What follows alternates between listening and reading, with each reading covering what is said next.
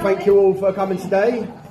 As most of you probably know, I'm the beautiful bride's son, but I've effectively been the father of the bride for today's proceedings. Somewhere out there is a little Italian bloke who's never had the pleasure of meeting his amazing daughter. And so he's missed out on the honour that it was to walk her down the aisle today.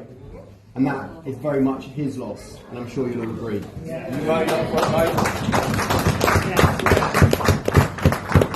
One person that I know was there with us in spirit today, and I absolutely know would have loved to have seen you say your vows in person, Mum, is your mother and our beloved grandmother, Elizabeth. I'm sure so much of her already shines through in you, and I have absolutely no doubt at all that she would be happier for you than any of us here today. Even if she'd probably be saying, it's about bloody time too. Got all of us. So what can I say about our one-of-a-kind mum? Well, let's start a little closer to the beginning of her journey as a mum and trying to get by with 3 kids.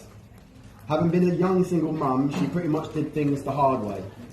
She worked all hours of the day and night. She'd work tirelessly, whether it was making and delivering sandwiches in her little Nissan Micra, working behind the bar on a Christmas Eve, or working her way up at a financial advisory business. Everything she did to support us and ensure we had a roof over our head. And yes, the fact that she worked as a financial advisor is not lost on me. And I know he still shocks Paul every time it comes up in the conversation. I'm sure he's convinced the advice she'd have given out would have been, if you have it, spend it. And if you don't have it, spend it anyway. Now, it's because of this work ethic that she was able to buy us our family home, which in itself is truly an astounding achievement. Since then, she hasn't rested on her laurels, having gained a university degree, bought a second home with her new husband, and even more recently become an exceptionally proud grandparent. Woo! Suffice to say, I don't need to be her father to say how very proud I am of the woman that she is today. At this point, I realise it's starting to sound a little bit too much like This Is Your Life. So I should probably add a little bit of balance to all of these achievements. So, as all of you already know, my mum has the biggest heart, and she would pretty much do anything for anyone, even more so for the people she loves. So one time, Mum was looking at buying a trip abroad for Chelsea.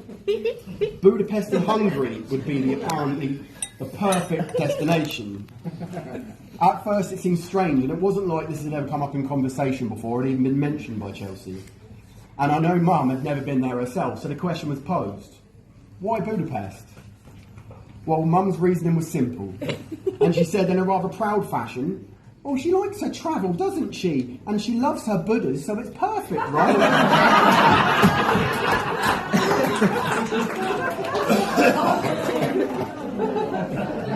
Yeah, Mum, that's not quite how it works. You should have seen the look on her face when explaining that, no, Mum, Buddhas do not come from Budapest.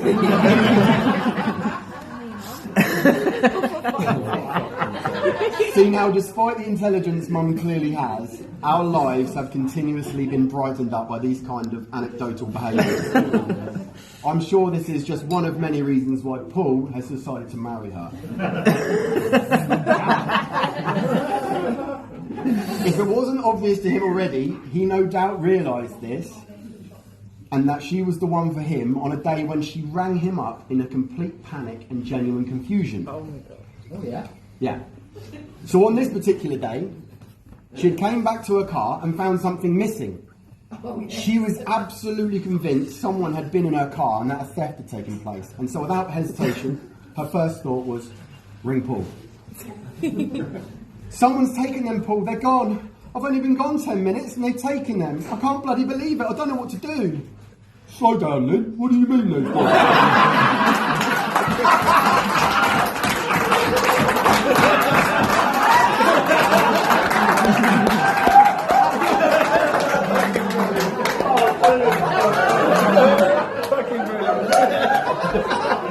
What do you mean they've gone? What's gone? My windows, Paul. They've taken my windows. They were there 10 minutes ago and now they're gone. They've been nicked. What do you mean they've been nicked? They aren't there anymore, Paul. That's what I mean. Have you by any chance tried winding them up at all, Lynn? Oh, yeah!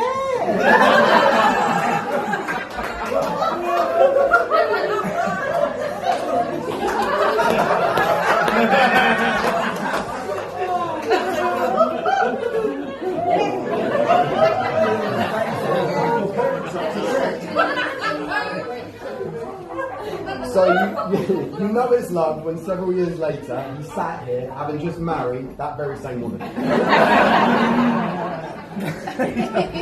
Which brings me to the man of the hour himself, Paul.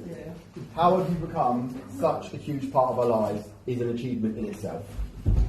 Though the bar was low for Mum's previous attempts at finding me, so indeed was our trust of any man that tried to become a part of our Mum's life. To be fair to you, you started well. You travelled down from Derby in the beginning of your relationship on Friday nights just to spend a day with her before travelling back up on the Sunday before starting work again on the Monday morning. That in itself separated you from most. Even if I'm now beginning to have a sneaky suspicion that you did that drive just so you could drive back via your favourite slip road you told me all about. I'm still trying to get my head around the fact that someone can actually have a favourite slip road. That's another story. So in all seriousness, it's been a pleasure getting to know you over these years. And I didn't think we could ever accept anyone into the family and trust them with our mum's heart. But somehow you've managed it. So even though today she takes your name, I would like to officially welcome you to our family. I'm so happy for you both, I truly am. You really do make a wonderful couple. Together, I am sure you can do anything. And if you can't, as Mum would say, it's all good, all good. And as we probably know by now, Paul's probably got a mate who can do it anyway.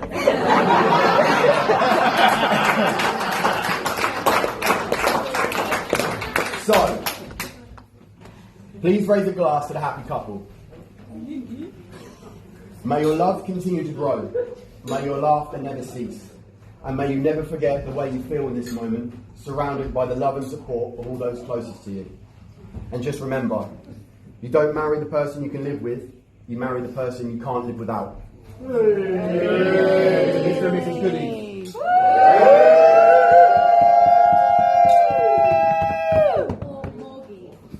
Morgie.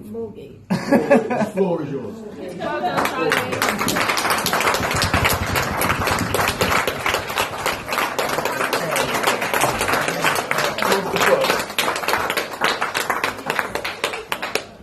Unlike Charlie.